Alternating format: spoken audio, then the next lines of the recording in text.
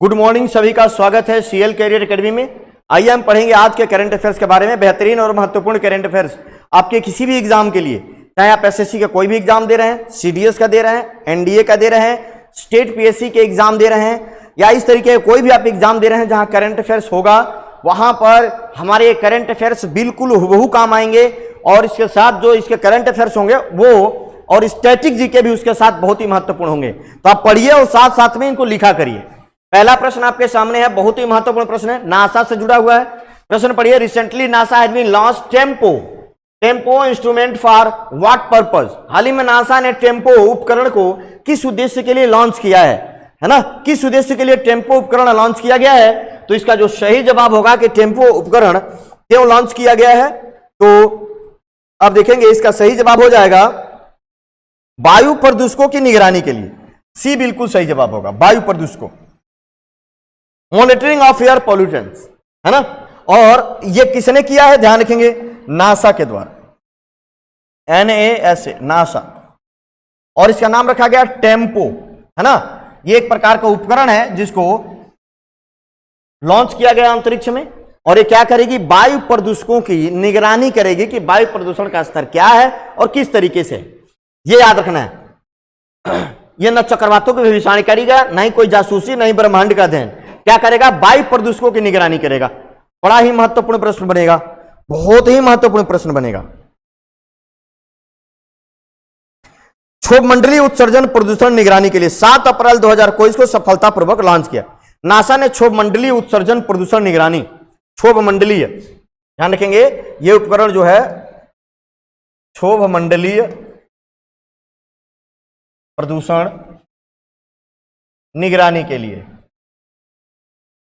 क्षोभमंडलीय प्रदूषण निगरानी के लिए यह उपकरण जारी किया जिसका नाम है टेम्पो, है ना।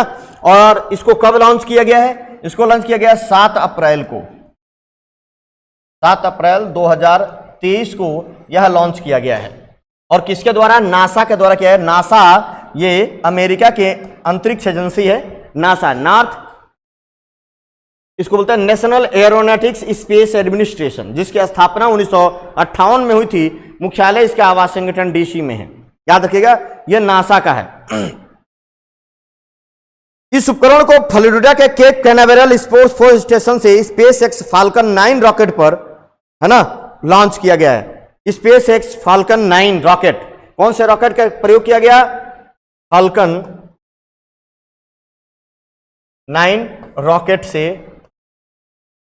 से लॉन्च किया गया है, याद रखिएगा। स्पेस एक्स के फाल्कन 9 रॉकेट से लॉन्च किया गया है जिसका नाम है टेम्पो। बहुत ही महत्वपूर्ण होगा।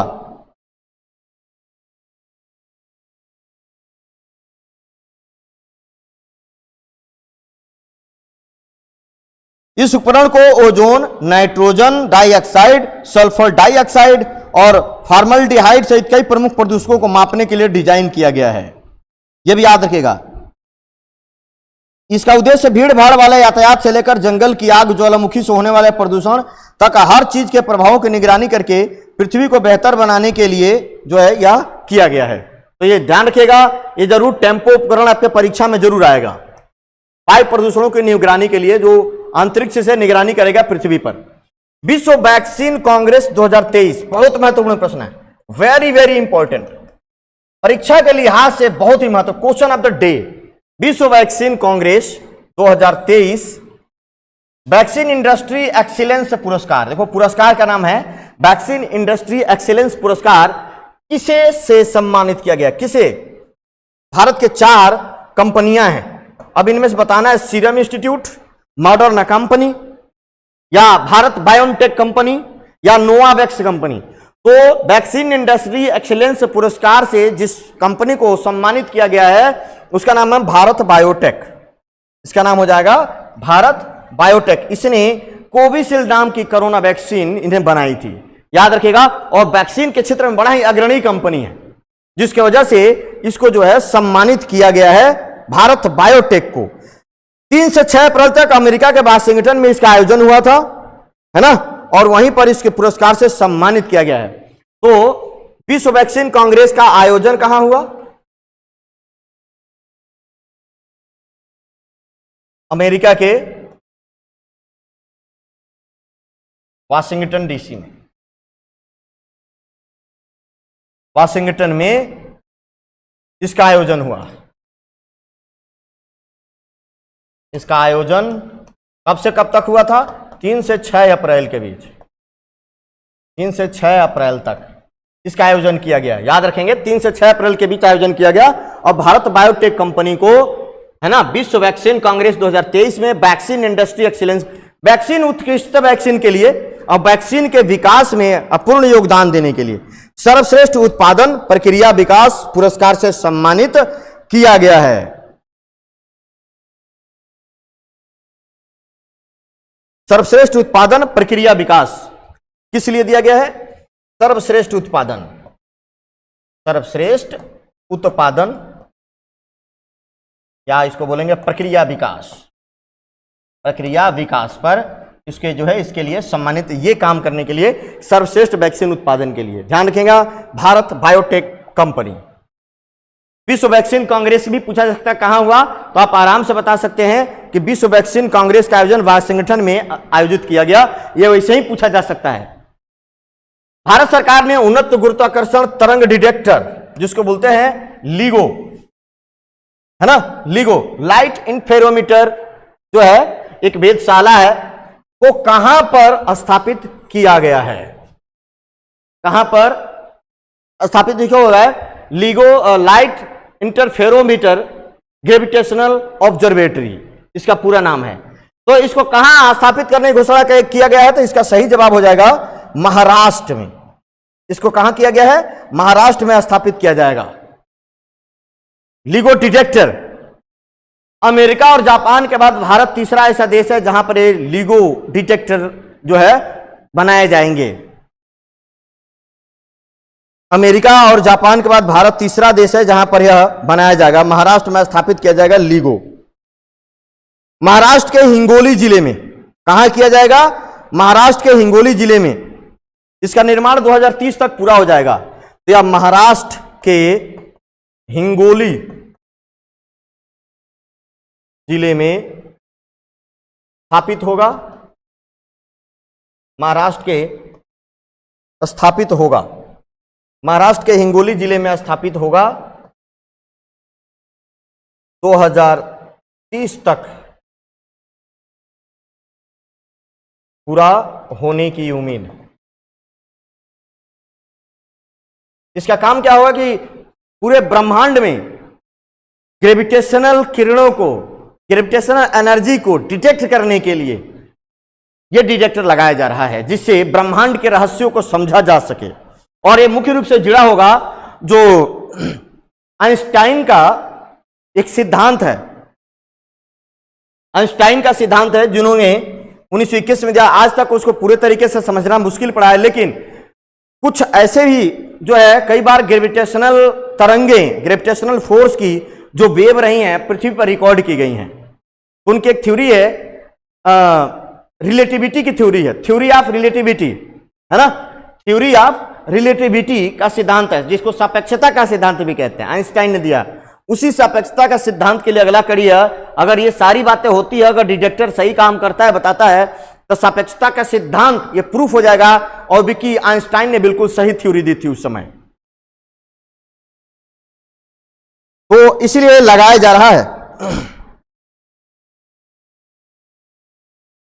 यह वेधशाला लुइसियाना, जापान और वाशिंगटन के बाद अपनी तरह की तीसरी लीगो डिटेक्टर होगी, है ना। लुइसियाना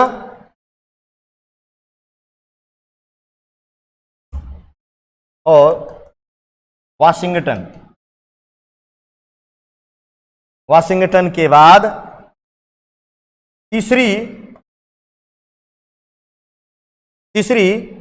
लीगो डिटेक्टर होगी, लीगो डिटेक्टर होगी। ये ध्यान रखिएगा, लुइसियाना और वाशिंगटन के बाद तीसरी लीगो डिटेक्टर होगी, जो भारत के हिंगोली में लगाया जाएगा।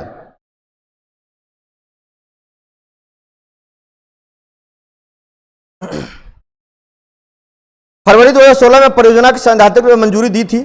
लीगो दुनिया का सबसे शक्तिशाली वेधशाला है, जो गुरुत्वाकर्षण तरंगों की उत्पत्ति का पता लगाने और समझने के लिए प्रकाश और अंतरिक्ष के भौतिक गुणों का शोषण करती है। यह वेधशाला न्यूट्रॉन, सितारों और ब्लैक होल जैसे खगोलीय पिंडों की बेहतर समझ और गुरुत्वाकर्षण तरंगों के गहन अध्ययन में मदद करेगी। ये ध्यान रखिएगा, अपने तरीके का, इस तरीके का पहला LIGO डिटेक्टर लगाया जा रहा है यहां पर। LIGO का पूरा नाम होता है laser interferometer gravitational observatory. Laser interferometer gravitational wave observatory होगा LIGO, है ना। एक बार होता था laser interferometer gravitational wave, G से ग्रेविटेशन और ओ से ऑब्जर्वेटरी, पूरा नाम जरूर लिख लीजिएगा। महाराष्ट्र के हिंगोली में हाल ही में मध्य प्रदेश के कौन से हस्तशिल्प उत्पादों को जीआई टैग दिया गया है ना। कौन से हस्तशिल्प मतलब हाथ से बने हुए उत्पादों को जीआई टैग दिया गया है, तो इसका जो सही जवाब होगा, अब देखो पूछा जा रहा है मध्य प्रदेश के कौन से हस्तशिल्प उत्पादों को जीआई टैग दिया गया है, तो इसका सही जवाब हो जाएगा, ये तीनों को ही दिया गया है और इसका सही जवाब हो जाएगा डी, उपरोक्त सभी को दिया गया है। ये डिंडोरी की गोंड पेंटिंग एक जनजातियों द्वारा बनाया जाता है, पेंटिंग गोंड जनजाति है जो है। ग्वालियर का कालीन, ग्वालियर में कालीन जो बिछाने के लिए फर्श पर और उस पर बिछाने के लिए होता है। उज्जैन का बाटिक प्रिंट, इन तीनों को दिया गया हस्तशिल्प उत्पाद हाथ से बनाए जाते हैं और तीनों को जीआई टैग दिया गया है। जीआई टैग के लिए संरक्षण अधिनियम जो बनाया गया था 99 में, अधिनियम कब बनाया गया था इसके लिए, 99 में बनाया गया था। भौगोलिक संकेतक है ना, वस्तु संरक्षण निवारण अधिनियम 1999 में, और पहली बार 2004 में पहली बार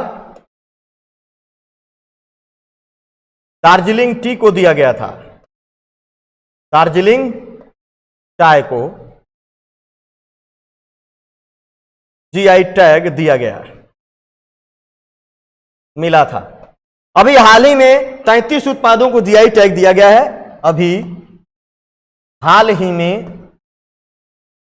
में 33 उत्पादों को जीआई टैग दिया गया है, 33 उत्पादों को जीआई टैग, जिसमें एक बिहार पश्चिमी चंपारण का एक चावल है जिसका नाम है मिर्चा चावल। मिर्चा चावल को जीआई टैग दिया गया, मिर्चा चावल को जीआई टैग दिया गया है, याद रखिएगा आप लोग। इन तीन उत्पादों को जीआई टैग दिया गया है ना। तो जीआई टैग अभी हाल ही में 33 उत्पादों को दिया गया, याद रखेंगे 33 उत्पाद जो जीआई टैग में दिए गए हैं, इसको पढ़िएगा। और ये मध्य प्रदेश के तीनों हैं। भारतीय अंतरिक्ष नीति 2023 जारी करने वाली सुरक्षा कैबिनेट समिति के अध्यक्ष कौन थे। अभी हाल ही में भारत सरकार ने अंतरिक्ष नीति की घोषणा की है और इस तरीके के जो सुरक्षा कैबिनेट समिति बनाई गई थी जिसने अंतरिक्ष नीति को क्या किया है, जारी किया है, तो उस जो है अंतरिक्ष सुरक्षा कैबिनेट समिति के अध्यक्ष कौन थे। इसका सही जवाब हो जाएगा, इसके जो अध्यक्ष थे नरेंद्र मोदी, भारत के प्रधानमंत्री नरेंद्र मोदी इसके अध्यक्ष थे। याद रखिएगा, भारतीय प्रधानमंत्री नरेंद्र मोदी इसके अध्यक्ष थे।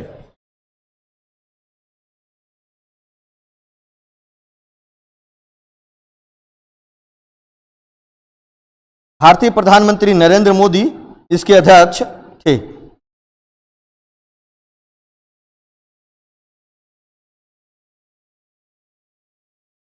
अंतरिक्ष नीति 2023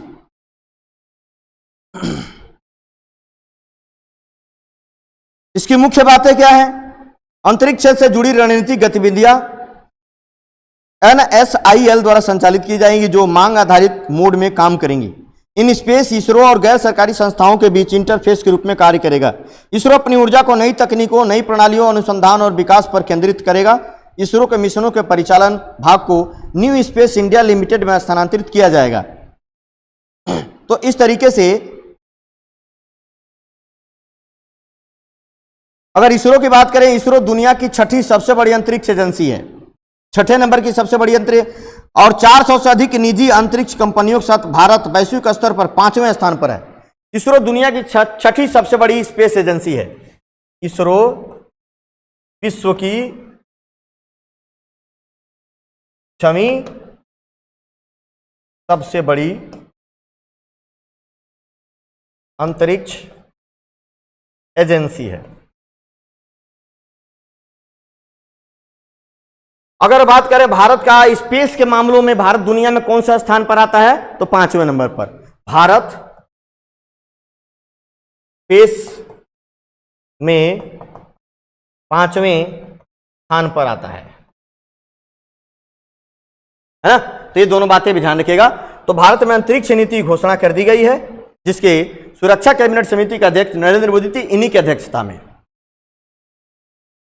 प्रतिवर्ष दुनिया भर में विश्व होम्योपैथी दिवस कब मनाया जाता है ना। विश्व होम्योपैथी दिवस बस हाल ही में मनाया जाएगा, और यह मनाया जाता है 10 अप्रैल को। इसका सही जवाब हो जाएगा 10 अप्रैल, सी इसका सही जवाब हो जाएगा। विश्व होम्योपैथी दिवस जो है प्रतिवर्ष 10 अप्रैल को मनाया जाता है। याद रखिएगा, एक महत्वपूर्ण प्रश्न होगा, महत्वपूर्ण ही, बहुत ही महत्वपूर्ण प्रश्न होगा कि 10 अप्रैल को मनाया जाता है विश्व होम्योपैथी दिवस।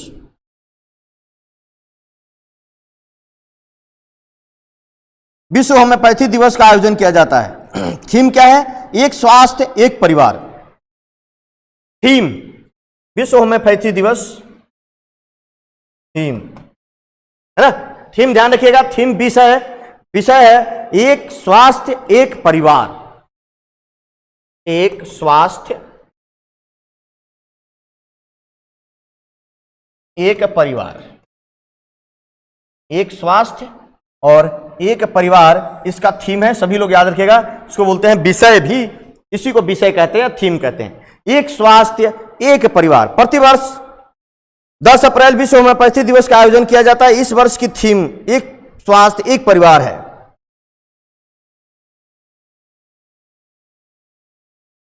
इसका उद्देश्य चिकित्सकों के माध्यम से लोगों के बीच होम्योपैथी उपचार को बढ़ावा देना। चिकित्सकों के माध्यम से, उद्देश्य क्या है, उद्देश्य चिकित्सकों के माध्यम से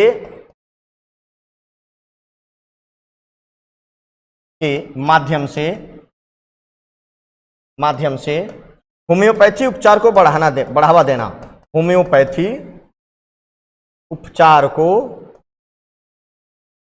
बढ़ावा देना, होम्योपैथी उपचार को बढ़ावा देना, यह इसका उद्देश्य है। अच्छा, होम्योपैथ के जनक कौन है, हैनीमैन। होम्योपैथ के जनक कौन है, हैनीमैन है विश्व होम्योपैथ के जनक। 10 अप्रैल को जो होम्योपैथी दिवस मनाया जाता है, हैनीमैन, सैमुअल हैनीमैन, होम्योपैथी के संस्थापक जर्मन चिकित्सक डॉक्टर सैमुअल हैनीमैन की जयंती पर मनाया जाता है, यार, है ना। होम्योपैथ के संस्थापक डॉक्टर सैमुअल हैनीमैन, ये देखिएगा, ये जनक हैं। सैमुअल हैनीमैन की जयंती पर मनाया जाता है, जयंती पर मनाया जाता है। याद रख लेंगे, ये बहुत महत्वपूर्ण है, जो 10 अप्रैल को आता है। तो इसीलिए विश्व होम्योपैथी दिवस मनाया जाता है। इस बार का उद्देश्य और थीम दोनों ही याद रखिएगा, ये जरूर पूछा जाएगा। भारत में कौन मनाता है, आयुष मंत्रालय। आयुष मंत्रालय मनाता है, ध्यान रखेंगे। भारत में कौन मनाता है, आयुष मंत्रालय के द्वारा इसका आयोजन किया जाता है। भारतीय नौसेना ने अपतटीय सुरक्षा अभ्यास प्रस्थान का आयोजन कहां किया है। अपतटीय मतलब तट के किनारे, अपतटीय सुरक्षा अभ्यास जिसका नाम क्या रखा गया है, प्रस्थान, का आयोजन कहां किया गया है, दिल्ली, मुंबई, विशाखापट्टनम या कोच्चि, कहां किया गया है। तो इसका जो आयोजन किया गया है वो किया गया है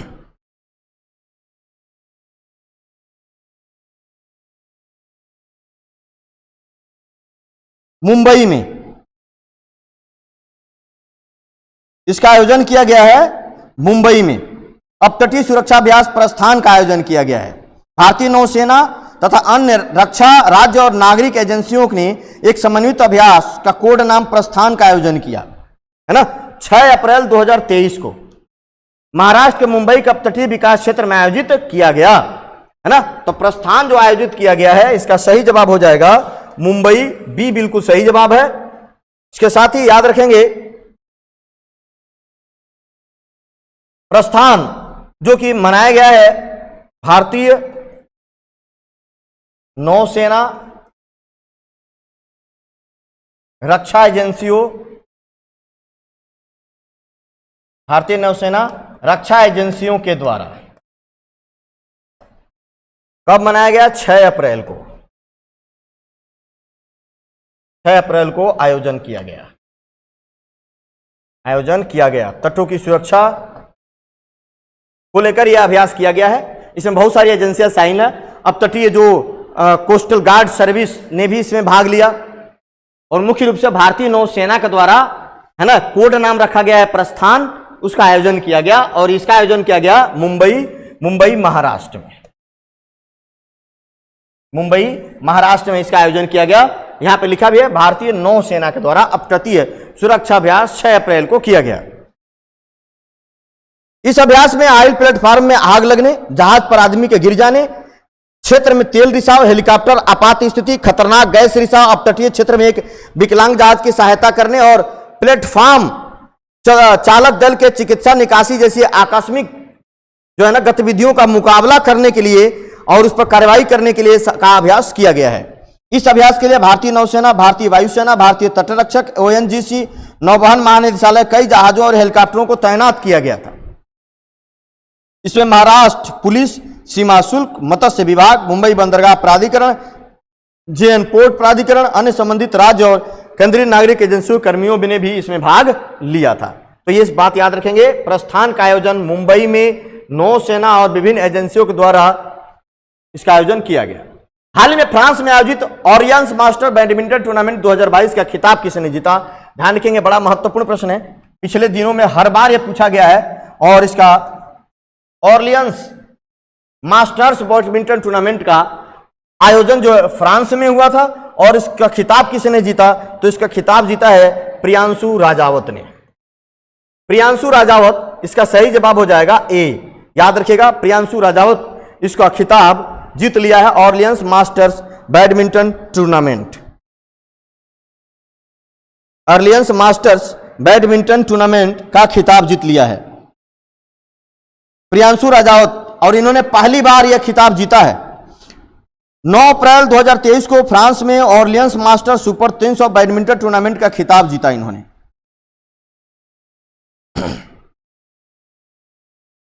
यह पहला BWF सुपर 300 खिताब है जिसमें विजेता को $2,40,000 की राशि दी जाती है। पुरस्कार $2,40,000 की राशि दी जाती है। पहली बार यह खिताब जीता है, पहली बार यह खिताब जीता है। याद रखिएगा, यह ऑर्लियंस मास्टर 300 खिताब है, इसका नाम दिया गया ऑर्लियंस मास्टर 300 खिताब है, BWF सुपर 300 खिताब है। प्रियांशु ने पुरुष सिंगल्स फाइनल में डेनमार्क के वर्ल्ड नंबर 49 मैग्नस जोहानसन को हराया। मैग्नस जोहानसन को हराया, डेनमार्क के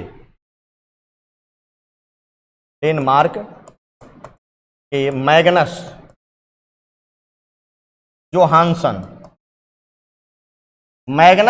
जोहानसन को हराया। प्रियांशु राजावत ने डेनमार्क के खिलाड़ी जो 49वीं बड़ी प्राप्त थे मैग्नस जोहानसन को हराया। यह बात याद रखिएगा, महत्वपूर्ण पुरस्कार होगा। हाल ही में TN रीच पहल का शुभारंभ कहां किया गया है? TN रीच, हाल ही में TN रीच पहल का शुभारंभ कहां किया गया है, यह बताना है।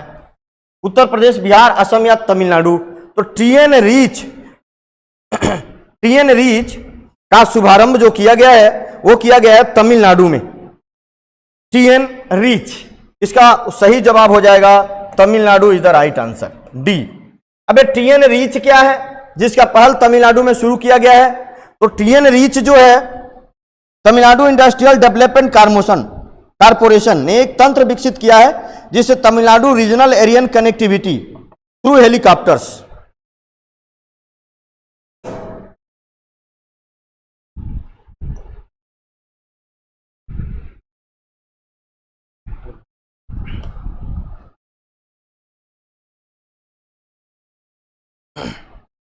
Regional aerial connectivity through helicopter, TN reach कहा गया जाता है, जो राज्य भर में 80 से अधिक अयोग्य हेलीपैड का उपयोग करके इंटरसिटी और टाउन कनेक्टिविटी प्रदान करेगा। इसे भारत सरकार की राष्ट्रीय नागरिक उड्डयन नीति और हेलीकॉप्टर नीति का लाभ उठाने के लिए उपयोग किया गया है। इस योजना का लागू करने के लिए तमिलनाडु औद्योगिक निगम, है ना, नोडल एजेंसी होगी। तो हेलीकॉप्टर सेवा के लिए मुख्य रूप से शुरू किया गया है TN रीच हेलीकॉप्टर सेवा। हेलीकॉप्टर सेवा उपयोग के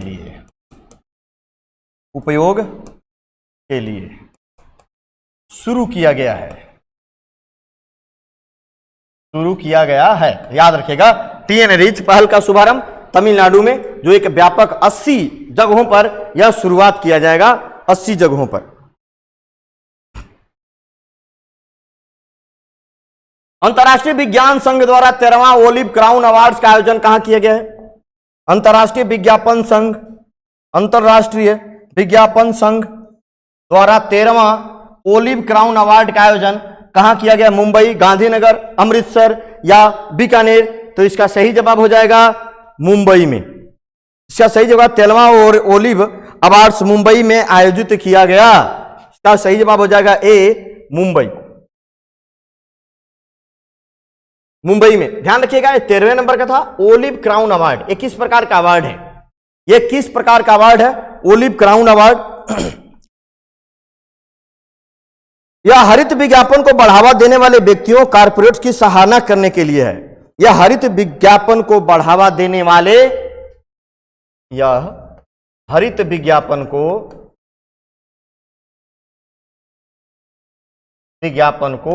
बढ़ावा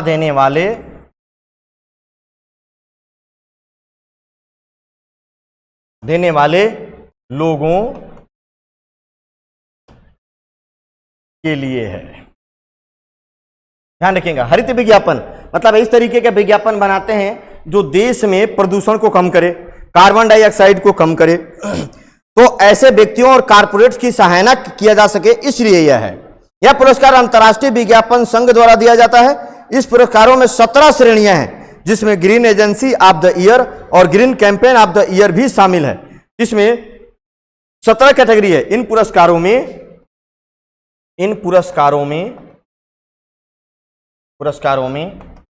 17 श्रेणियां हैं,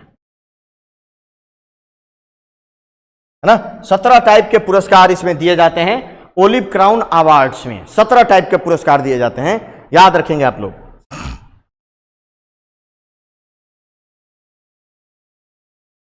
PN मोहन, जिन्होंने चेन्नई के पास 7 झीलों की पुनर्बहाली की, जिन्हें प्रतिष्ठित green crusader of the year पुरस्कार जीता। किर्लोस्कर लिमिटेड को a minute of nature green bond of the year के लिए corporate crusader of the year का पुरस्कार व पावर्ड बाय नेचर के लिए गोल्ड मेडल मिला, है ना। तो इस तरीके से अंतर्राष्ट्रीय विज्ञापन संघ, जिनकी स्थापना 1938 न्यूयॉर्क में हुई थी, अंतर्राष्ट्रीय विज्ञापन संघ की स्थापना 1938 में न्यूयॉर्क में, 1938 में स्थापना 1938 में न्यूयॉर्क में की गई थी, याद रखिएगा। महत्वपूर्ण प्रश्न होगा।